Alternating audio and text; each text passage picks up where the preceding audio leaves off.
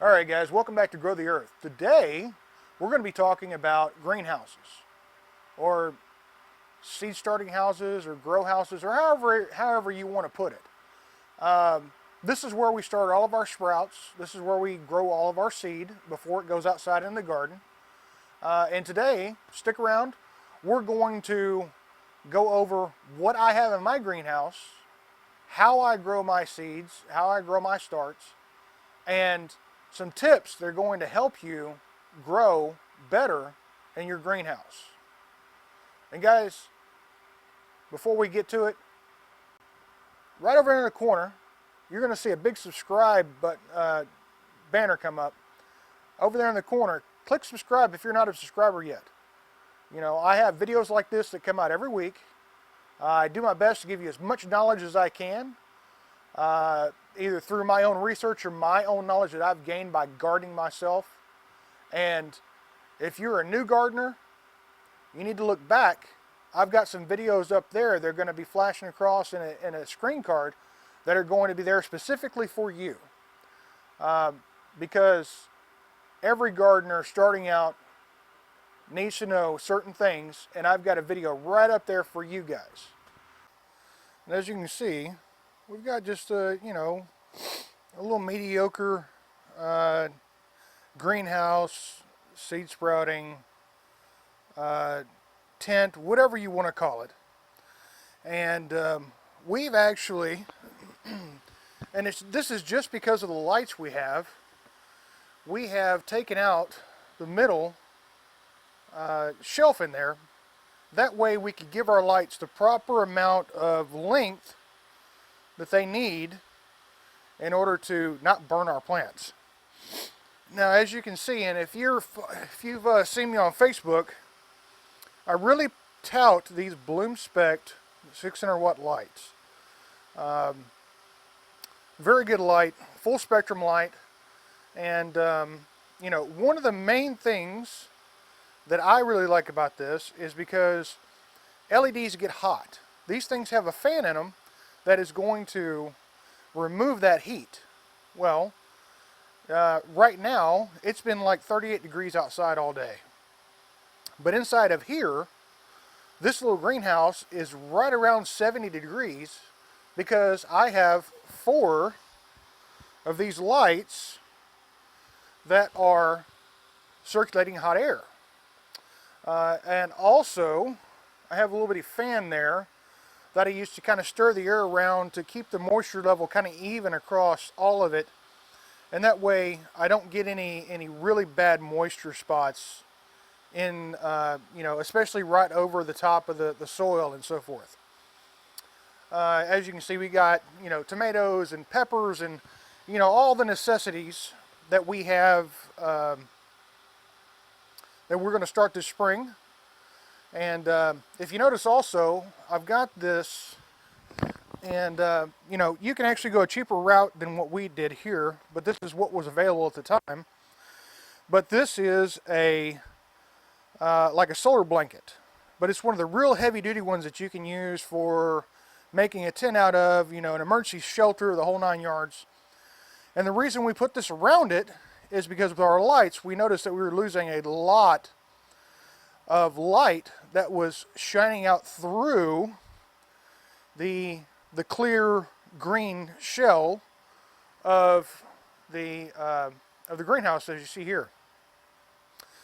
So I put that around it in order to reflect that light back in so that it will be used for the plants and not just spread out into our garage. But also you're gonna see that this is probably blown out, and you're probably gonna see a lot of artifacts from the LEDs.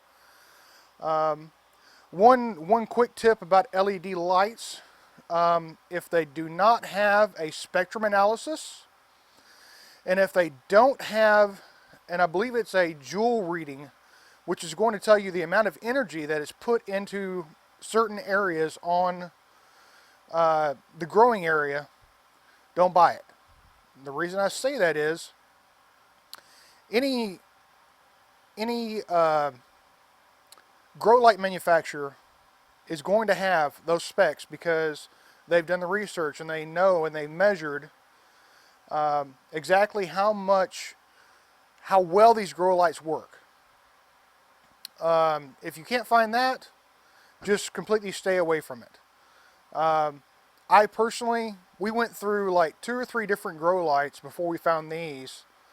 And we bought the little LED strings that were green and blue, and we bought the little bitty like fluorescent lights and stuff like that. And all we ended up with was a bunch of leggy plants that, after they sprouted, they didn't really grow very well. And as you can see, these plants here that are roughly 4 inches tall, they haven't been in this greenhouse but maybe 3 weeks. So, I mean, that's kind of a testament to how well these lights work. You've also got the fact of, you know, with any grow light, you're not going to use these right away. Once you bring your plants, once you plant your plants in the soil or in your seed starting mix or whatever you're going to use, initially, the first sprout and the first leaves are going to be produced by the seed itself. You don't need any light for that. We turn our lights on right when we put all of our seeds out here, simply because we want the heat. Because if you were watching me on my last video, and that document that I put out there for everybody to download if they wanted it, in there it has an optimum temperature for sprouting certain seeds. Tomatoes in particular, they need about 75 to about 85 degrees in order to germinate efficiently. So if we didn't have that kind of heat circulating in here, we would have had poor germination. And if you look at our plants here, a lot of these guys have actually got 2 of them in each pot. That's how we plant, because of the fact that you never know if you're going to have poor or spotty germination. One plant's not going to come up, one plant is. I mean, in this back corner back here, I've actually got one. I don't know how well you can see that. We'll try and focus there. But we have a good tomato plant, and then we have right next to it a little stick, about right there. And what happened with that is it came out of the ground, and the seed was still on top of the plant. That plant will never continue to grow. It's done. But it just hasn't, you know, it's dead, but it hadn't figured it out yet, basically. So for that pot, we've only got one that came up and germinated and is going to be a plant. The other ones that have 2 of them in there, we'll separate those out whenever we go to plant. Whenever we go to plant outside. Now, I've read online and I've heard other people say that, oh, tomato plants, you don't want to disturb the roots, that if you try and separate them, you know, the best thing you can do is just cut off the weaker of the 2 or 3 that you plant and go about your day. Well, I'm here to tell you that if you relatively easy and you try and not rip as many roots as you can, we've had a 100% success rate with separating out tomatoes. Of course, you're going to have a little bit of shock, but you're going to have that just from transplanting seed, you know, the transplants outside. But every one of them have made it. We have not lost a tomato plant yet because we separated them out. If you look down here, these are our pepper plants, and we do the same thing to those. We plant 2 or 3 of them in there, and if we get 2 or 3 that come up, then we separate them out and we plant those. If not, we've got the one that came up and did well, and we're good to go. Again, here's that little pepper plant. He's not going to make it. And we have the same problem we had with the tomato plant. The seed coat was stuck on top of that plant. It is never going to grow up and be a plant like that little guy right there. And again, this is why we plant 2 or 3 in a pot. So if we have that incident to where we have one that doesn't come up and do well, we could still have the one that we wanted and not have any extra.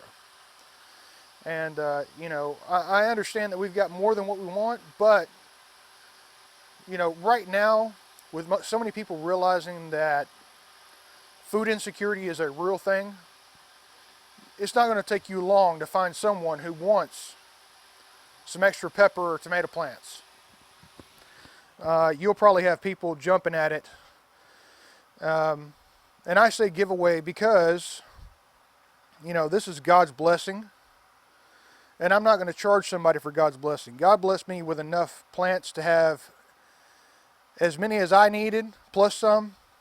And I'm not going to charge somebody for that. I'm going to make sure that it gets given to them and that God's blessing gets passed on.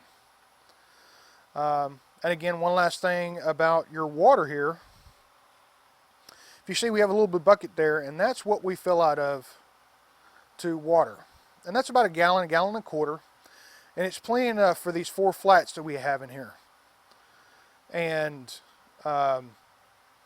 we fill that up the night before and put it inside this greenhouse and let the water temperature climatize to what the inside of this greenhouse is. Reason we do that is, if you want to shock your poor little seedlings out of existence, pour 38-degree water on them whenever they're sitting in a 70-degree plus greenhouse. That poor little plant right there, that poor little plant, most of its nervous system is below ground. And if you pour 38-degree water on that, you have just ruined its day, its week, and possibly its life, because of the fact of you have just utterly shocked it. I don't know if you'll quite kill them, but it's not going to have a good effect on their growth. Let's put it that way. So we want to minimize the shock and the damage to these plants by giving them water that is effectively the same temperature that they are sitting in. So it's a pro tip for you guys. I don't know if many of y'all would have that issue. If you have to fill straight up out of a tap or whatever it may be, make sure the water's lukewarm. You know, that's effectively the easiest way. We just fill with, you know, water out of the tap. And of course, that's another thing. We need to make sure that we try and remove as much chlorine as we can out of that before we go pouring it on our plants, because chlorine is a sterilizer and we don't want to sterilize our plants, right?